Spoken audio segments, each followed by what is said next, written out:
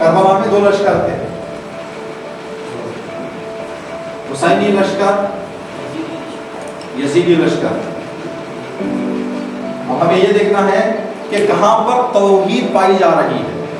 توحید کا معنی جو ہم نے بتایا وہ یہ کہ مقام خوف میں جہاں پر ڈرنا چاہیے انسان صرف اور صرف خدا سے ڈرے، خدا کے علاوہ کسی کا خوف اپنے دل میں نہ رکھے، گرچہ اس کی جان چلی جائے، گرچہ اس کو مشکلات کا سامنا کرنا پڑے، صرف خدا کا خوف، دوسروں کا خوف نہیں۔ اب اس معنی میں اگر ہم دیکھیں تو اب یہاں پر کون سا لشکر توحیدی لشکر ہے اور کون سا لشکر مشرک لشکر ہے؟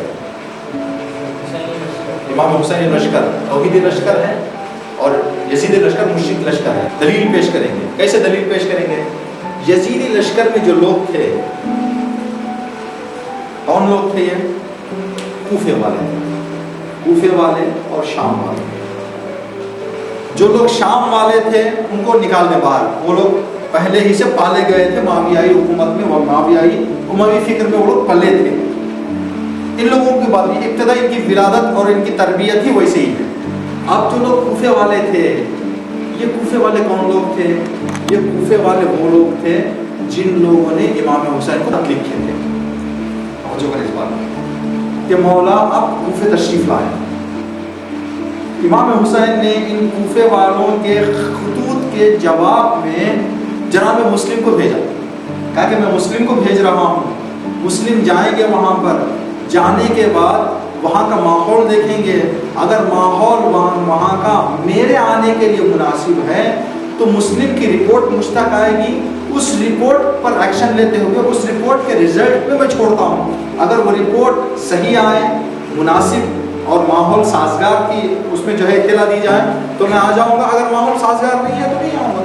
تو امام حسین نے جناب مسلم کو بھیجا۔ جب یہ دن گزرتے گئے جناب مسلم کے سامنے لوگوں کا جمنا زیادہ ہو گیا، وہاں کے کچھ لوگوں نے یزید کو اطلاع دی، انفارمیشن دی، تاکہ یزید مسلم آ گئے ہیں کوفے میں، مسلم کی طاقت پھیل رہی ہے، تمہارا آدمی جو یہاں پر ہے کوفے میں وہ آدمی ناکارہ ہے، وہ آدمی سے کوئی کام ہو نہیں پا رہا ہے، تم اس آدمی کو چینج کرو، اس کو بدلو، اس آدمی کو ٹرانسفر کر دو دوسری جگہ پر، ایک سخت مزاج آدمی کو یہاں پر بھیجا۔ یزید نے ابن زیاد کو بھیجا۔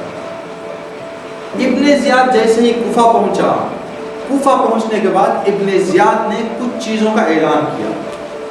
جو انسان بھی امام حسین کے سفیر جناب مسلم کے کسی طریقے سے بھی ساتھ ہونے کا اعلان کرے، خود اس کو، اس کے گھر والوں کو ماریں گے، اس کے گھر بار کو جلا دیں گے۔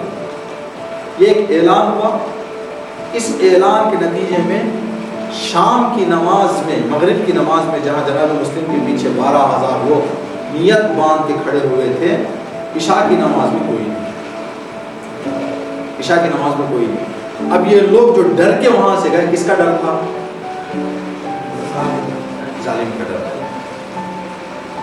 تو ظالم کا ڈر، یہاں پر ظالم سے ڈرنے کا مقام تھا یا ڈٹنے کا مقام تھا؟ ڈٹنے کا مقام تھا۔ یہاں پر میدان نہیں چھوڑنا چاہیے تھا ان لوگوں کو۔ ایک دھمکی سے جناب مسلم کو تکمہ چھوڑ دیا۔ یہ لوگ آئے تھے یزیدی لشکر میں، ابھی لوگ جو آئے تھے لڑنے کے لیے کس کے ڈر سے آئے تھے؟ لڑنے کے لیے حکومت کے ڈر سے، یزید کے ڈر سے۔ امام حسین کے لشکر میں جو لوگ تھے وہ کس کے لیے آئے تھے؟ ان کے دلوں میں کس کا خوف تھا؟ خدا کے علاوہ کسی کا خوف تھا وہاں پہ؟ نہیں تھا۔ خدا کے علاوہ کسی کا خوف نہیں تھا۔